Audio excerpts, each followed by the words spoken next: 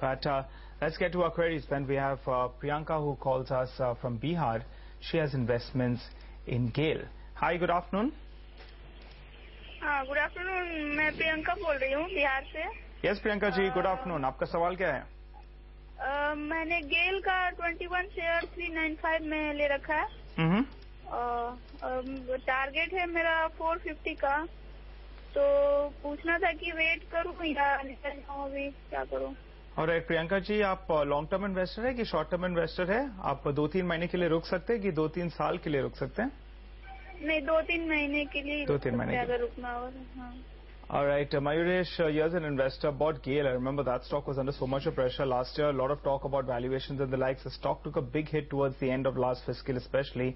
What's your take on it? She's sitting on a mild profit, but she's a short-term trader.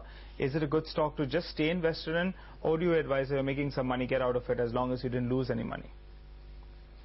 So clearly, Nigel, I think what we're looking at least from a fundamental perspective, is the respective business lines will take time in terms of improvement in their earnings. So if I take into account the gas transmission business, that is still struggling. The volumes are close to 86 MMS MD.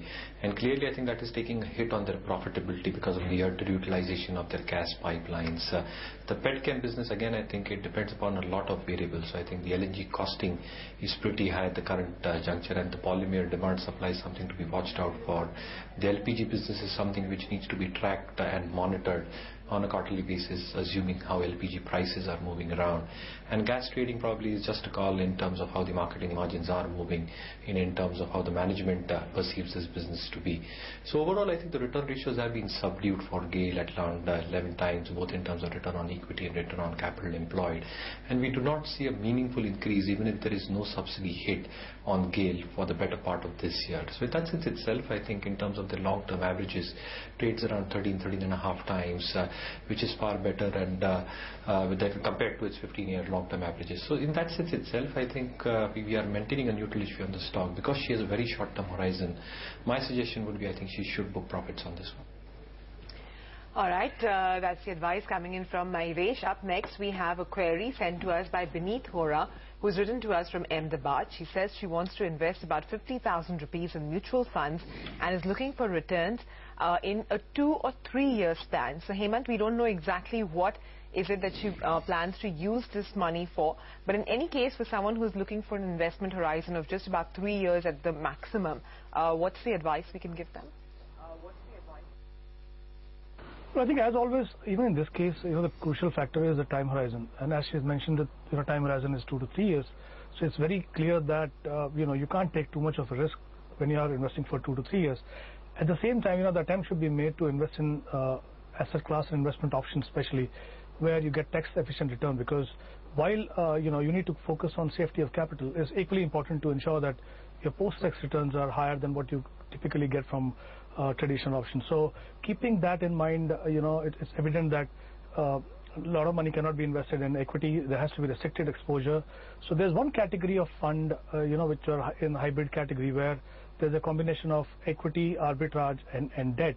I think, and in a way that the total of equity and arbitrage is more than 65%. So for tax purposes, it becomes, an equity fund, which means any capital gain after 1 year is tax-free. And here, because the time horizon is 2 to 3 years, so the return will become very tax-efficient here. A couple of funds I'm recommending in this category. One is ICICI True Balance Advantage Fund, which typically invests around 40% or so in equity and the rest in arbitrage and debt. Another one is Kotak Equity Saving, which invests around 15 to 20% in equity and the rest in arbitrage and debt. So a combination of these two, I think, would be apt for a time horizon of 2 to 3 years. All right, some valid advice coming in. Beneath, I hope you're listening into that advice. So the Nifty is holding with good gains. We've answered a couple of queries as well. Let's do one thing. Let's slip into a short break. When you come back, we'll continue answering all your queries. Stay tuned.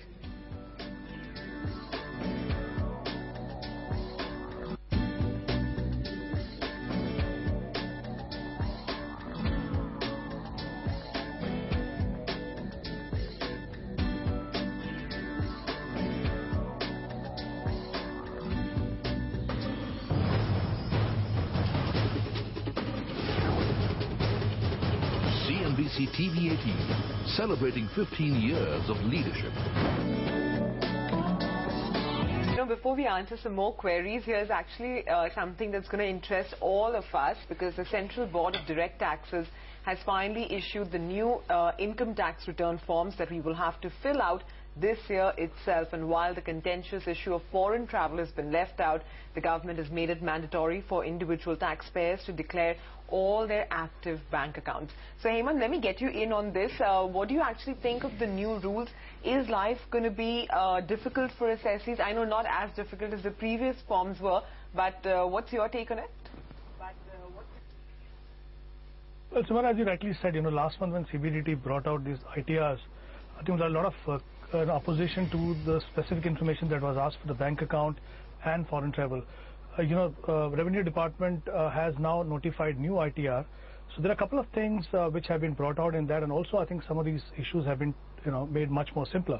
So if you really look at information with regard to the bank account, now the assessees are only required to give the number of account they have, the bank account number and the IFSC code number, so there is no need to give the balance. But let me just clarify here that this information has to be given for all the bank accounts that were in operation in the financial year 14-15. So it means that even if someone has closed the account as of 31st March but was in operation for some time, the information of that bank account has to be given. In terms of foreign travel, assessees just have to provide a passport number, if any, in ITR 2 and 2A. So I think these are much simpler than the kind of information that was being asked earlier. Another thing which has been done is the new form ITR 2A has been introduced, and this is meant for all those assessees who do not have any capital gain tax to be paid. And as we all know, the last date for filing return is 31st of August. So I think there should, as of now, at least the e-filing form is not available. It's expected to be out any moment. All right, Hemant, let me come back to you then. Is there likely to be any extension in the last date for filing of returns?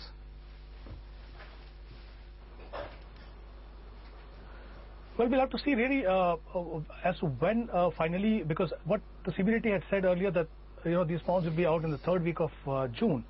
So we're almost there. It depends on how much time they take to prepare the software and when it is out. So if need be, maybe you will see extension of date there. Hope so, actually, because otherwise it's going to be tough to actually manage everything. But let's get back to our callers. We have a query sent to us by S. Podar, who's written to us from Kolkata. He says he's 72 years old, he's retired, he has 50 shares of Coal India, which he has bought at the rate of about 400. So he's just making actually minor gains over there. Probably he's bought it recently. Mayuresh, he now wants to know that he can hold on to these shares for a year, and what's the likely target he could be looking at? I mean, things are on the up and up, it seems, for Coal India. Should he remain invested for longer, you think? Oh yes, clearly I think we are structurally positive on Coal India, and clearly looking at the production numbers that the company has come out with. Our own estimates for FY16 stand at 533 MT, 570 MT for FY17, and even if one goes by the assumption that they'll be able to increase their production by 8.5–9%, they should be able to hit the 780 MT mark by 2020. What differentiates them from the foreign players is that the cost of production of coal is still much lower, and the realizations are much lower than the imported cost of coal. Secondly, I think the kind of cash positions they have on their book are quite humongous, so that is going to aid their balance sheet growth. Thirdly, I think with the kind of government reforms, the evacuation of their transmission lines, and if all these probably happen, I think that will have a further impetus in terms of how their production numbers pan out. So I think technological advancements over the next few years, government push, and clearly I think the kind of cash balances they have hold Coal India in good stead. We are valuing Coal India, however, on an FY16 perspective at around 8 times EBITDA, which is expected around 26,700 odd crores, and with that I think we've got a target price of 425. But the structural story remains intact for Coal India. I think the auction volumes have gone up significantly. The FSC realizations are priced as the last time around at around 1400 rupees a ton. So I think things are looking up for Coal India, so it should hold on. All right, Mayuresh, I agree with you, in fact, on that view of yours. In fact, things are looking up, but the Nifty has moved to the high point of the day. And before we go into the short break, let's pull up HDFC. That stock's moved quite well, I think. In fact, it's moved to the high point of the day, and that's why the Nifty as well has moved higher. Pull up HDFC and pull up Bosch as well. It's recovered close to around 400 bucks from the day's low. So that big 20,000 rupees stock, in fact, has moved higher as well. And Z Entertainment as well. What a dream run from around 300 to around 356. It's been a bit of an outperformer in the last couple of months. But let's slip into a short break, come back, answer all your queries. Stay tuned.